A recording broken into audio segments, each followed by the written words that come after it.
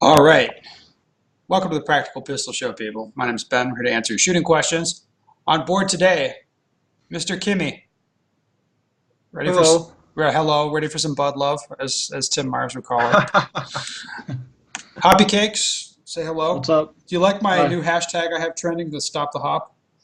I don't know what it means, but yeah. That means I'm going to come and I'm going to fuck you up. Missouri Fall Classic next year, 2018. That's my goal. What if they have it the same date as Nationals? Doesn't matter. Stop the hop. All right. Good Dude, deal. If it had have it the same day as Nationals, you're going to find a way to win it. So I know how you are. Yeah, pretty much. Hey, are you going to tell anybody? Like Tell what you anybody did at what? Nationals? Like you're at Nationals, you leave Nationals, fly back to Missouri, shoot a Yeah. match in Missouri, then fly back to Nationals? Well, I flew back to Vegas because my flight got missed. And I But had to drive 2 hours from Vegas to St. George so the Friday night before the Nationals. only question that makes any sense is, what the fuck were you thinking? Not very, I wanted to shoot Missouri because it's my home state. But, doing it after the fact, I was pretty worn out by the end of Sunday. Yeah, you were complaining. And, my You were my head complaining went totally in the game. like a little bitch. You were complaining. If you don't Yeah, mind you me had to saying. it's like the first time you've ever said anything to me, match performance wise. I'm like, what the fuck, dude? And also, we have Mr. Nick the Dick. He's here. I guess. Hey, for once, all four of us shot at Production Nationals. Yes, Yes. Yeah. all four of us on the same squad. Yep. Yeah. Yep. But then the first day, Hopkins wasn't there, and Hopkins was supposed to shoot right before me. And then when the shooting order happens, Matt Hopkins is a shooter, and I come up to the line, and the RO goes like, "Who are you? Are you Matt Hopkins?" And you say yes. No, it's like, let's see how the stage goes, and then I'll tell you. I would have liked to have a couple of those scores. Just one stage. All right, so people always hit us. So what are your thoughts on the Nationals this year, generally?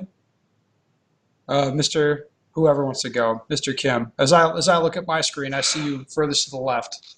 So you go first. This is my third Nationals, Production Nationals.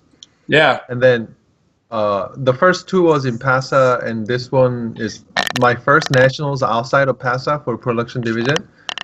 And for the first two Nationals in PASA, I felt like, oh, this is a national championship. And I felt like this is a good challenge on every sector. But this Nationals, I felt like, wow, this is just 3 days long local match. Whoa. That's the first impression I had.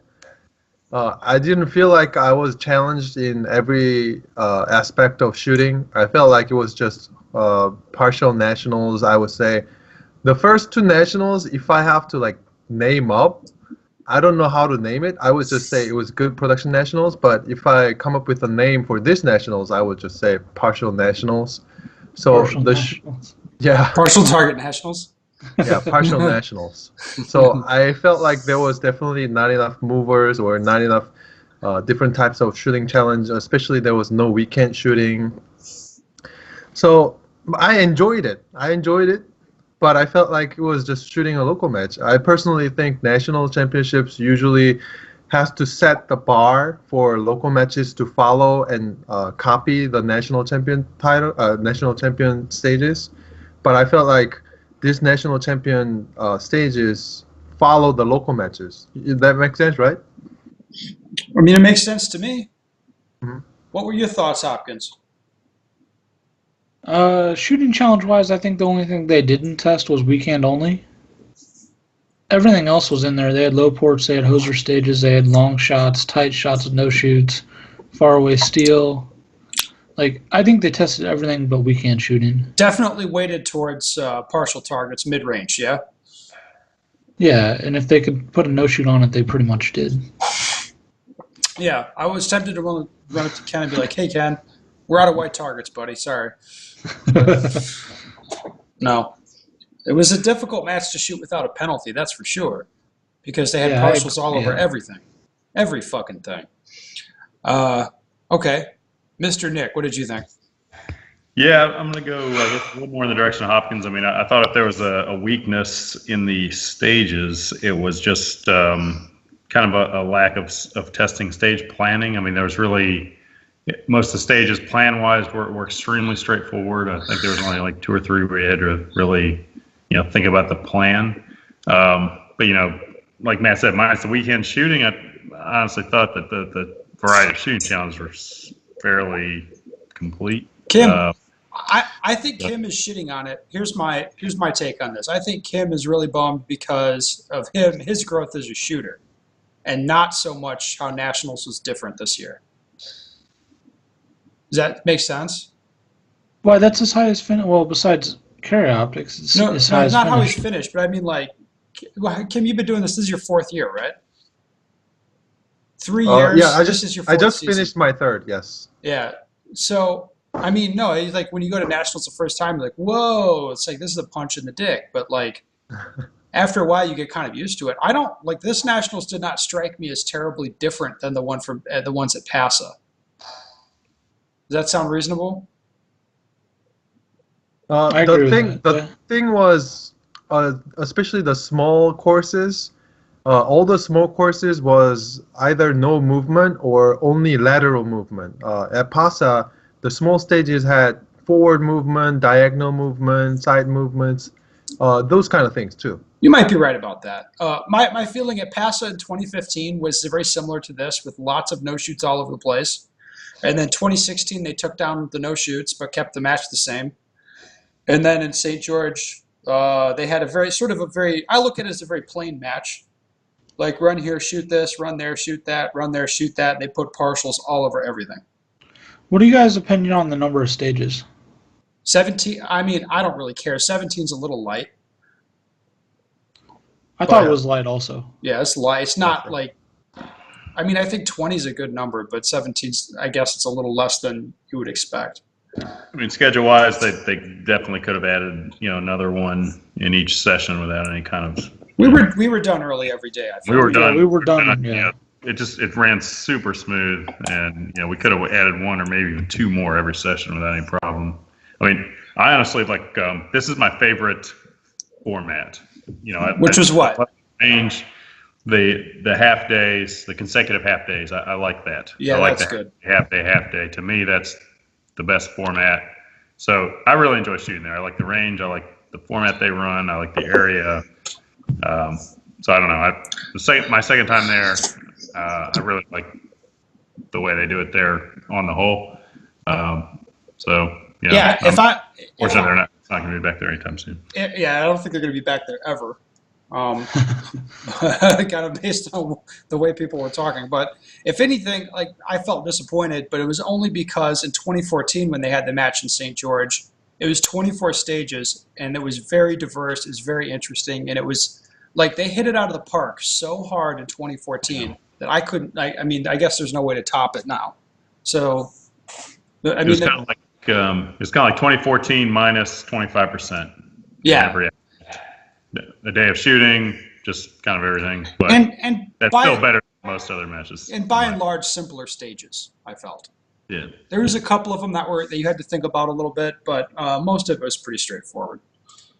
So yeah, I was comparing the stages from Area 1. I shot Area 1 beginning of this year at the same range, and I felt the Area 1 match was actually a better, well put out stages in terms of shooting challenges. did you feel that way, Hopkins? You shot that as well.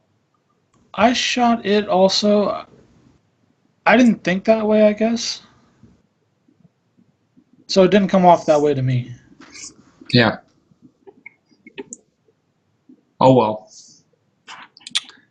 Well, I guess there's not much else to say about the Nationals, was there? I mean, it was an interesting match. It was fun. It was fun to have the whole crew here on the same squad.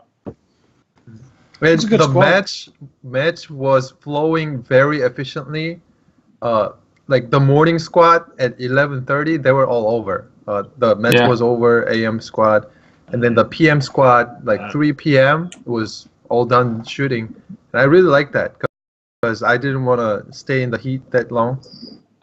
Yeah, I stayed in a house with some guys who were like making steaks every night and frying bacon every morning for breakfast, and we stayed a mile from the range. Had a really good time. Finished out the match and then drove back. I got caught up in the shooter bullshit in Vegas. Did you really? Yeah, like I was Yeah. sleeping. I was sleeping in the terminal at the airport Oh, wow. because they had grounded all the flights. Yeah, you left before me. Yeah, I didn't fly out until Tuesday morning. Yeah, Yeah, by 10 a.m. the next morning, it was totally normal, and everything was on time. there was Well, people right. running through the I wasn't- streets to get away from that shit. Yeah, it was crazy. Yeah, whatever. Fuck that guy. You got delayed, though? Me? Oh, fuck Yeah. yeah. Yeah, Oh, like wow. they grounded all the flights because airport security got breached by people running away from the Right. shooting. So they like didn't know if there was a shooter in the airport or something. I don't know. Whatever. That doesn't sound like a reasonable thing to have happen, honestly. Like, how far away is the airport from the strip? It's No, right it there. was literally like It's right right next there. door, and they crossed the fence. It stops traffic. Like all the shooting going on stopped traffic, and there was like tons of ambulances, and like you couldn't get anywhere. It was pretty crazy. Yeah.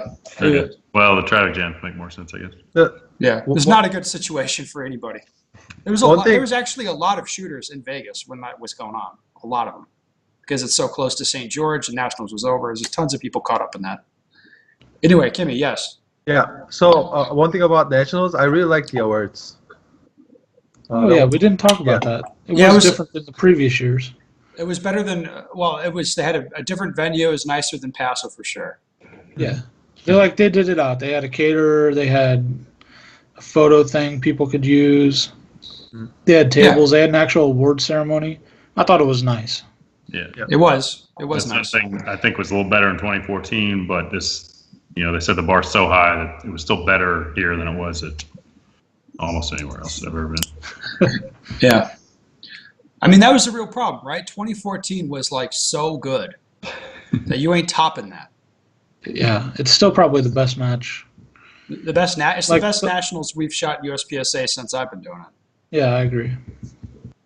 But now people would be bitching. It'd be like, 24 stages, and we have to shoot in 4 half days. Like, I don't know, that's lame, and that kind of a thing. Well, I remember the level of bitching that occurred about, people saying, it's too long, blah, blah, whatever. So I assume they were responding to that. But People are gonna bitch no matter what. Like that's just the way it is. Like listen to us. Like it was all right. You go to nationals, it was okay, and we're like, I don't know, it's light on stages, and Kim says it's too simple and whatever. Like that's just what people are assholes, man. They're terrible, especially us. I mean, so it wasn't as good as 2014, but it's still probably the second best match I've ever shot. I liked it better than Paso, to be honest. Like a lot better. Like the climate was better, the venue's better. The weather was way better. Yeah. Like it got a little hot, but it wasn't like 100% wasn't. humidity like in the Midwest. Yeah. Man, the Midwest is heinous in the middle of the summer. Yeah. So it was all right. Like whatever. I hope next year, I think in Florida it's gonna be like a combined back-to-back-to-back thing. Yeah, that's what I heard. They haven't really announced it, but that's what it sounds like it's going to be, and I hope that's good. I don't know. It's a long time in the middle of nowhere in Florida. What time of the Yeah. year is that? September again? October is what they're saying. We'll see. All right, let's move on to some questions. Number one, why is it so hard to get out from B class? I'm B class in standard and closer to A class in classic. Usually I get A class scores, like 50% of the stages I use, but I screw up 2 stages and they're low B class scores. I'm not finding time to practice enough local matches on my live fire training, and my low budget is another problem. I'm taking dry fire training more seriously. Hopefully there's light at the end of the tunnel. All right. Why is it so hard to get out of B class, guys? I have a pretty good answer. Because it's the biggest.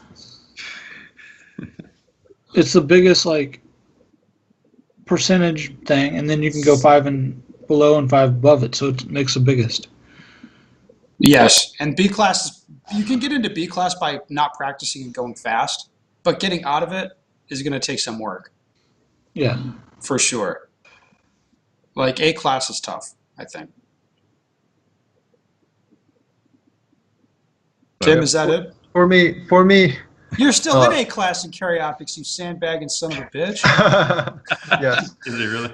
Yeah, So he's in M class in production. Like you Yeah, I look didn't know down the that. Nationals results, it's like GM, GM, GM, Yeah. GM, and then you got Kim there. He's like M and GM, GM, GM, GM. Like we're like, what the fuck? You always got some bagger like that. But yeah, I didn't know that until the award ceremony either. But that's yeah. funny. So actually, it took me I think 7 months or something like that to be a master class, but I think I was B class for about 4 months. So most of the time before I got master class, I was C class 1 month, B class 4 months, and A class something like that. So B class, to get out of B class, also it took me the most time and a lot of effort. And if I recall correctly, at that B class level, what I was really focusing on was the draw speed and the reload speed, and of course hitting the target. But I think nailing that time down significantly brought my classifier times down, because some of the easy classifiers are very short and high hit factor. If it's a very low hit factor like a standard shooting or 6 hit factor kind of classifier, I wouldn't really shoot it for one of the classifier that counts for my upgrade. So what I would do is just dry fire, draw speed, and reload speed a lot. And then when my local matches have really easier ones, not easier ones, high hit factor ones, then I would go for it. So how I got out of B class wasn't like 75% for 6 of them. It was not really consistent one percentage. It was more like a couple 80% and then a couple 40% kind of deal, if I remember correctly. And so I think I would recommend to get the draw time and reload time down. And one of the easiest way to do it is making your reaction time really low. So if you have a timer, just as soon as you hear the random buzzer, just hit the buzzer. Then it will pick up the first tapping sound, and it'll tell you how fast it took for you to get the first tap on the buzzer. So make sure your reload reaction time is at least 0.2 seconds. I think normal people have 0.3 second reaction time, and getting that 0.1 second down or 0.15 second down will be really beneficial for all the high effector classifier stuff. So that kind of detail he has to learn. Yeah. Well, the other thing I should say is B class is like there's kind of a lot of ways to get there in terms of style. Like you could be a guy who shoots pretty slowly, but just nails all the points, and you kind of wind up in B class. You know, if you get good, you shooting a ton of points, you get in B class, and you're like the way out of B class for you is to learn how to shoot maybe more target focused, learn to transition more aggressively and that sort of thing. And then there's other guys who can whip the gun out of the holster fast and shoot really fast. And if they, hook up on a classifier, get lucky, they get an A class score. And if they shoot like shit, they get a C class score and they kind of wind up in B class. So there's lots of ways in there, but you got to figure out what your problem is and solve that problem to get out of it. For most guys, it's doing more like target focused shooting and more aggressive transitioning. That's going to be the way out for them. That makes sense. Yeah, totally. Yeah. I don't know, All man. right. I overlooked what Matt said earlier. It's just, why is it hard to get out of B class? If you have a strong B shooter and they hook up on a classifier, they're gonna be an M. That's gonna be an M class run, right? Because at the top of B class, you got pretty good scores. But why is it hard to get out of B class? Because when you're at the top of B class, you tank a classifier at 55%. That still counts on your score. So as a GM, if I tank a classifier, it doesn't count, right? But if you're a B class, top of B class, you tank one, it's still there. It's on your score. So you have to generate a level of consistency that's higher than really any other class in order to get out of it. In my opinion, it's a steady uphill climb you have to do, and you can't fall down because it's going to count. Yeah, exactly. I mean, to get from M to GM, if you shoot below 85, right, it doesn't count. Right. Yeah. 80. 80. Okay. So it's just you can really trash one and it still counts when you're trying to get out of B class, more so than any other class. All right, let's move on to the next question. How do you differentiate the type of stages where you focus on time and when you focus on accuracy? This is interesting. Kimmy, you can relate this to a few stages we had at Nationals, right? Mhm. All right, well, let's talk about it. So these nationals had a lot of speed changing type of shooting. So sometimes the target will right in front of you. Sometimes the target will be partialed up at like 20 yards, something like that.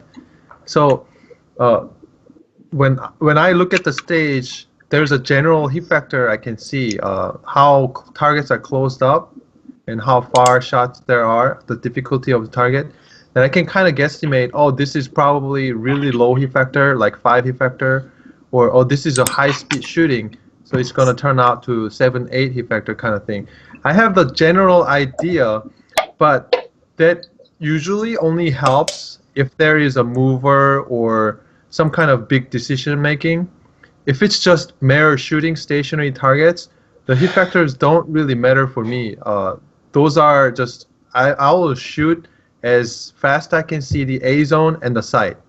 So I don't think about the time and accuracy generally, but the accuracy part comes in for me when I have to make a decision with a partial target at a far distance, especially.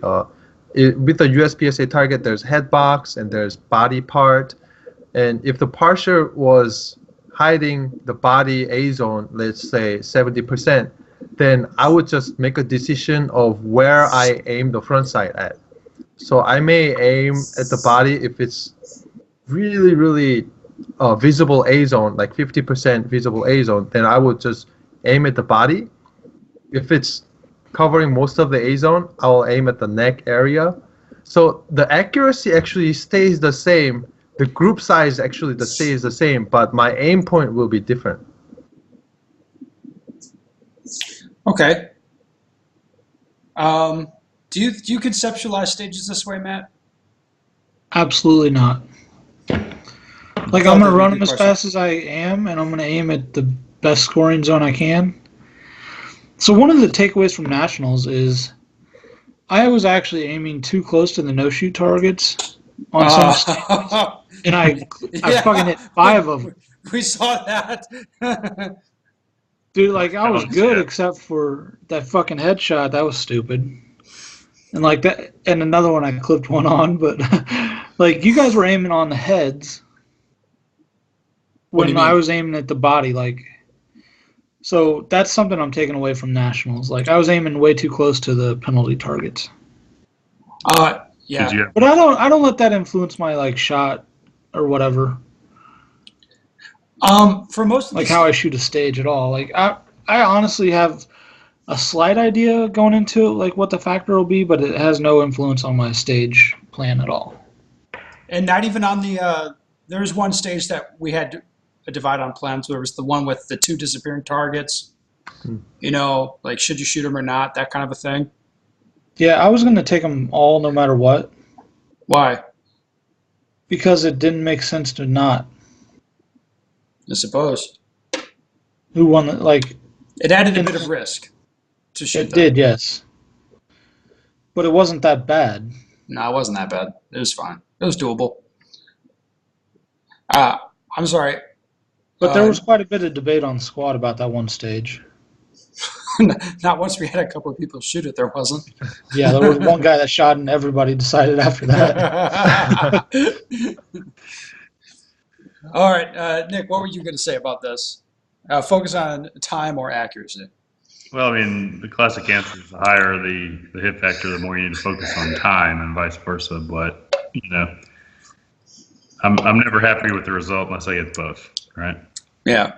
So if you're shooting against good competition, you're going to lose unless you get both. That's the way it is. So yeah, I don't like to phrase it these days in a way of saying, "Hey, I'm trying to shoot points. I'm trying to shoot time here." It's just not a good mentality, in my opinion. Yeah, I don't really look at it either as focusing on accuracy or speed, but because like you said, you always want to do both. But as far as your tactical decisions on a stage, what a big takeaway for me from partial target nationals, we can call it this year, is you have to have a really good sense of how many points you can realistically get on these targets. And then if you know the factor on the stage, you can make the best decision for you. So what I mean is, shooting production especially, every motherfucker you pass is like, I want to get lots of alphas. I want to get all the alphas. And it's like, yeah, that's good. I want all the alphas too. But on a lot of these targets, specifically head boxes, like if the head box is the best place to shoot on the target, or let's say you only have 2.5 or 3 inches of A zone until you hit some no shoot down below it. That was really common at this match too. Yeah, and then the range matters a lot. Like Nick, I'll never forget when you said, hey, if I'm shooting a plate rack, every yard matters. Yep. Every little bit, every yard you add is going to change the times, and it changes how you address those plates. And it works the same on partial targets. Like every yard matters. If I'm shooting 3 yards at a head box, I can get the alphas if I want them bad enough. If I'm shooting 5 yards, I could probably get the alphas. But you guys know how it is. Like you go to aim at a 5-yard head box. What about a 19-yard head box? Yeah, well, a 5-yard head box, you're in a hurry. And 18 yards, Matt. Oh, yeah. was it only 18? I don't It's like- know. I thought it was more like 100. But when you jerk the trigger and push the shot down to the no shoot, doesn't matter how far the fucking thing is. That's true. Or do it twice. Yeah. I never told you at the match, Matt, but you know how you walked up there, there's one hit in the brown, one hit hitting the white and the brown, and then one hit all the way down on the white? Yeah. Your third shot was the one all the way down. Fuck. Yeah, it was. I saw that too. Yeah. I'm sorry, Matt. I never told you that. That's fine. That's totally fine. Because I asked you, like, I was thinking, like, Matt, were you planning on shooting 3? Because a lot of times if guys do planned 3, they rush and then they, like, start pushing down on the shot. And then you're like, no, I called it. I'm like, okay. I didn't say anything else. Anyway, what I'm saying is you got to know what you can do. Like 3-yard head box different than 5-yard, different than 7-yard. And when I start shooting head boxes at 10 yards, going fast, man, fuck everybody who's like, go for alphas. Like I can go for alphas, but I cannot guarantee you alphas on the head box. It's a stupid little credit card thing. Like I can't guarantee it. You know, and you just have to know what you can do, what you can get away with, and be very realistic about it. So, you know, when I look at these stages where it's like, is it about time or accuracy? It's at partial target nationals, it was like, no, how accurate can you actually be? And is it worth sitting there on a 10-yard head box trying to plug 2 in that tiny little credit card versus take shots at the credit card but fast? You know what I mean? It's a different distinction. It's just being realistic about what it is you can hit. There was, let me pull it up. What was the one stage that had, there's a stage that had partial targets all over goddamn everything. It's like 14A or 14B. Oh, that was one of them. There's another one that was the 32 rounder. I think it was 10, stage 10, which makes it in the ridiculous numbering scheme. Stage 10 is max trap, 2 max traps. No, that was 10. Yeah, you're right. I'm thinking of stage 9, bay 11. Very interesting stage. So the winning run on that stage with that all was the a targets, hoser stage though too, kind of. It was. With See, partial that's the targets. interesting. It's a hoser stage, but everything was like 5 yards away when you shot Everything it. was 3 feet away. But there's no shoots all over everything, and the winning score on it still had 5 Charlies. Yeah.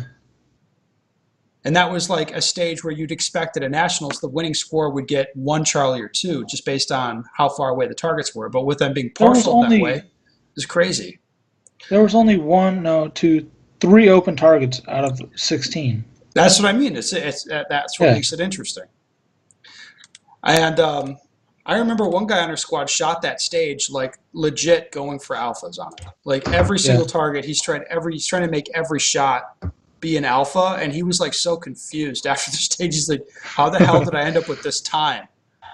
You know what I mean? Like I don't understand this. And it's like, well, because you like you were legitimately trying to get A's on every shot. You weren't going to accept any points down, and due to the nature of the targets, you got a bunch of points down anyway, and you shot slower than the other guys. If that makes sense. Yeah. So Well, there's kind of a high hit factor ish stage is what I'm right. 7.8 it looks like. Yeah. Yeah, so that stuff is interesting to me. So I guess instead of it being about do you focus on time or accuracy, it's like, no, like let's be realistic about where it is you can hit on the targets, then make decisions based on that. Like, can I actually get all A's if I want them? Because sometimes the targets are such that no, you can't get all A's. I think you guys remember at World Shoot the one stage that had 40 or 50-yard targets. A lot of guys took safety shots at the 50-yard targets because it's like, I could not tell you with certainty under match pressure at a World Shoot where my shots are going at that distance. And the smartest thing to do in that circumstance is to shoot an extra aimed shot at the target to make sure you don't get any penalties, something like that. So are you trading speed for accuracy or just being realistic about what it is you can do?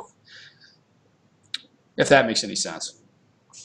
Yeah. It does on that one, especially since there were no penalty targets on the stage. Yeah, so shooting extra shots, I always tell people, if you're taking an extra shot at a partial target, you just have another opportunity to hit the no-shoot. Right, Matt? Oh, shit. Oh, fuck. So when you asked that question, man, what? When you asked that question, I'm like, I must have done something like off because if I was watching you shoot it, you shot fast. You went like pop, pop, pop at the head box, and I was like, your behavior indicated that it was a planned triple. You were planning to shoot 3 shots, and then you rushed and started pushing into the gun. That's what it looked like. And then you denied that, and I'm thinking like, a lot of times a guy of your skill level will look at that head box before you shoot the stage and be like, I'm not going to be shy about shooting a third shot. If I saw anything off, I was going to shoot it. And that's exactly what you did. And the second shot was low, so I'm like, okay. The third shot was even fucking lower. See, I went the opposite direction on the target. I decided before the run, like, I am taking 2 shots of this thing, period. And that's the reason. Like a mic's bad, but you're taking another big risk with every other shot you put down. I looked at that head box and I'm like, if I miss, I'm gonna miss high. That's what I thought. Yeah. I don't do that. Like I don't do a safety shot unless it's a moving target and hard to call my shot. Like War Shoot 50-yard target, and there was about 18-yard headshot kind of thing. I just visualize the perfect side picture and good trigger pull, and then I just execute it. And if I see good side picture on the target, that's it. Just 2 shots on it. I don't need extra, and I don't really think about the time or accuracy when I think about stages. I rather think about efficiency and risk and reward. So I never really That's because make you have decisions huge according testicles. to time or accuracy. Oh man, that's interesting. We're kind of getting off in the weeds, but it's an interesting question because you focus on time or accuracy. Was there any stages that you guys looked at and focused on going fast? And nationals, for example. I thought about aggressiveness instead of going fast. So the stage plan or the reloading, like the stage 15, it was very high hit factor. I think it's like 9, 10 hit factor, something like that. And then that kind of stage, I don't really focus on going fast, but I focus on being really aggressive on my wide transition or reloads. So a little bit different mindset. And that makes sense. Mm-hmm. Yeah. Okay. Well, gentlemen, another bang up podcast. I didn't look at I don't know for sure of scores. Let me make sure before those words come out of my mouth that this is right. Hold on.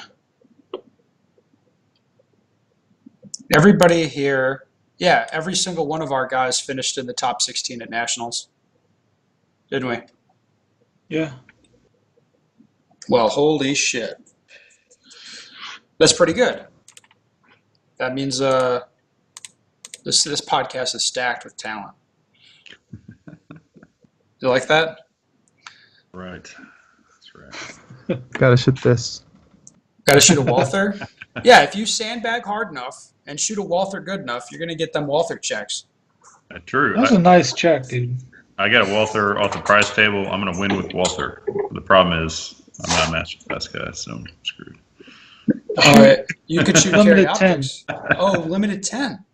Master. Limited 10? Yeah. Kim, you will be shooting a Walther next year, right? Yes. All right. Exciting. All right, gentlemen. Listener people, if you guys have any shooting questions you'd like the answer to, go to bensteger.com, send me your question. We'd love to answer it for you. Do we have any business stuff to do? Kim, you're going to be doing classes soon, right? Yeah, I'm coming up with a portfolio, and I teach locally. What's your website? hkimshooting.com. hkimshooting.com.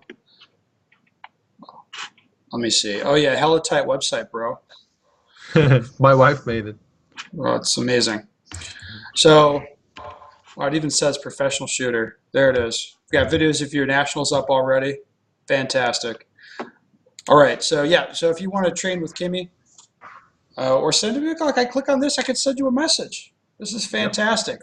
I'm going to send a message to you right now. Subject, hello. I love you. Send. Look at that, so easy. What a fast contact form. So anyway, if you want to get in touch with Kimmy, you're in the, Seattle? Yeah, close to Vancouver, actually. 1 hour from Seattle, north. Okay. If you're from there, you want to train with Kimmy, hit him up. And if you're anywhere else, you want to train with me, go to bensteger.com. And if you want to buy a CZ pistol, Hopkins ain't talking to you because he's above that. He's got people for that. Right, Matt? You can message me or whatever. Yeah, that's fine. But will you message back? Yeah. Tim Meyer says you don't answer. He says you won't talk. Tim doesn't know what he's talking about. Well, all right. Fantastic, guys. I'm going to